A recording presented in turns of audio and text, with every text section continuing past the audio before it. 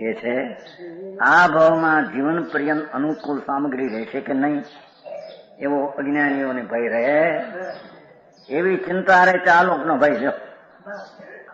સમજાણું કાંઈ? હા, હું તો રાગમાં પુણ્યમાં નથી, નવા પુણ્ય પરિણામ થાય શુભમાં હું નથી, અને પુણ્યના ફળ તરીકે ધૂળ દેખાય એમાં હું. એમ ધર્મીને આમ ભાન થાય તેથી તેને નિર્જરા થાય એમ કે છે. આ ભાવમાં જીવન પર્યંત ઠેઠ સુધી અનુકૂળ સામગ્રી રહેશે કે નહીં એવી ચિંતા રહે કે આ લોકનો ભય. પરભવમાં મારું શું થશે, મરીને જઈશ તો એમ તો માનતો લાગે મારે જવું છે ક્યાં, આટલું હોય ને. પરભવમાં અહીંથી મરીને જઈશ ત્યાં શું થશે, કારણ દેહ તો અમુક સ્થિતિનો છે, પછી દેહ તો પડી રહી છે, અને ક્યાંક જવું તો ક્યાં આત્મા કઈ નાશ થયો, શરીર નાશ થાય કે આત્મા નાશ થયો છે, અહીંથી જઈને જાય શું ક્યાં. એક ગામમાં વાણિયો ગામમાં હોશિયાર હતો, નામ તો બધું જાણે ન અપાય. હોશિયાર ગામમાં ધંધા બહુ હારા કરેલા, લુકના લુકીકના ધંધા બંધા મરવા પીડ્યો. ડાયો માણસ જો આવે બધા આંખી નામ હાર્યા જાય,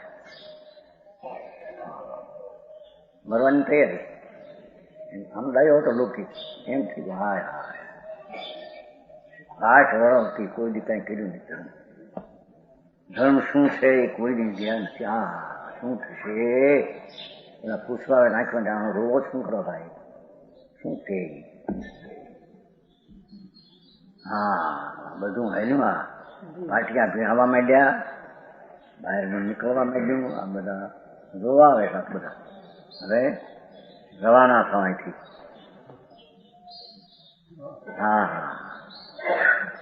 કોણ હતું તારું કોને ભાઈ, તારું તારાથી જુદું હોય અને જુદું હોય એ તારું હોય. હા, એને ખબર નથી, અનાદિનો અજ્ઞાની.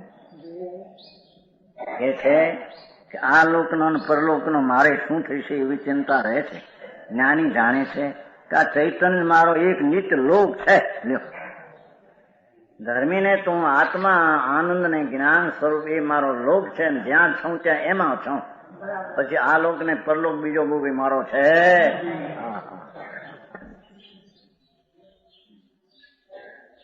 સમજાણું કાંઈ? સર્વકાળે પ્રગટ છે આ ચૈતન્ય મારો એક નિત્ય છે લોક, કાયમ રહેનારો હું છું. જ્ઞાન જ્ઞાન જ્ઞાન જ્ઞાન જ્ઞાન, જેમ સાકરમાં ગળપણ ગળપણ ગળપણ ગળપણ ગળપણ, એમ આત્મામાં જાણવું જાણવું જાણવું જાણવું એવો સ્વભાવ કે પ્રજ્ઞા બ્રહ્મ સ્વરૂપ છું. જ્ઞાન સ્વરૂપે ભગવાન આત્મા છે એ હું છું. એમ સમ્યક દ્રષ્ટિ ધર્મી આવો આત્માને જાણે છે. ઓહો, ધર્મી તો એમ જાણે છે કે આ ચૈતન્ય જ મારો એક જ હું લોક, તે નિત્ય એ લોક છે કે જે સર્વકાળે પ્રગટ છે. વસ્તુ તો વસ્તુ છે, વસ્તુ કઈ કોઈ દી અવસ્તુ.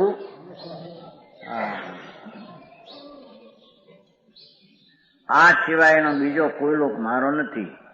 આ સિવાયના પુણ્યપાપ ને પુણ્યપાપના ફળ આ લોકના કે પરલોકના એ મારા. એટલે હું મરીને સ્વર્ગમાં જઈશ એમ છે કે હું મરી હું નથી જતો, હું તો મારા જ્ઞાન ને આનંદમાં છું. સ્વર્ગ એ પરથી છે, અને સ્વર્ગનો જે ભાવ પણ છે એ પણ પર છે, એમાં હું છું નહીં. પછી જાઉં છું ક્યાં? સમજાણું કાંઈ? આવું વિતરાગે કહ્યું છે. આવું અત્યારે એમ કે સાંભળ્યું નતું, કેટલા કેમ કહેજો. અમે તો ઘણી વાર અપ્પા ચડી ગયા કે પચાસ વાર કહે, આવું કોઈ સાંભળ્યું નતું.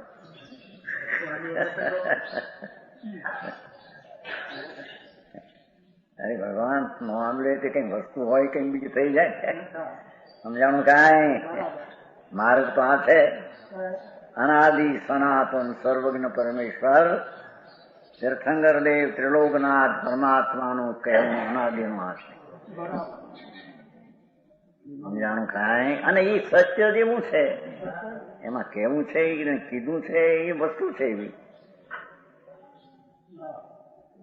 આ સિવાયનો બીજો કોઈ લોક મારો નથી. એટલે પુણ્યપાપના ભાવ, શરીર અને એના ફળ એ કોઈ મારી ચીજ છે.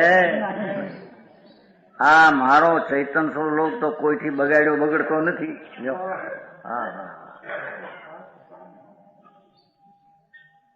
ચૈતન સ્વરૂપ ભગવાન આત્મા છો, એ કોઈથી બગડેવો છે?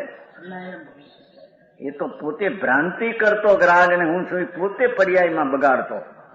બીજાથી બગડ્યો જાય એવો આત્મા નથી. ચૈતન સ્વરૂપ લોક તો કોઈથી બગડતો નથી. આવું જાણતા જ્ઞાનીને આ લોકનો કે પરલોકનો ભય ક્યાંથી હોય? કદી ન હોય. એ તો પોતાને સ્વાભાવિક જ્ઞાન રૂપ જ અનુભવે. હું તો જાણનાર દેખનાર એવો આત્મા, જ્ઞાનની ક્રિયા કરનારો પ્રણમનારો એ હું છું. રાગ રૂપે પ્રણમોન પરને મારા માનવે એ મારા સ્વરૂપમાં છે. આને સમ્યક દ્રષ્ટિ અને ધર્મી કહેવાય છે. આમ કે બાકી કલ્પનાથી એવું માની બે સ્વતંત્ર છે, અનાદિથી રખડે છે.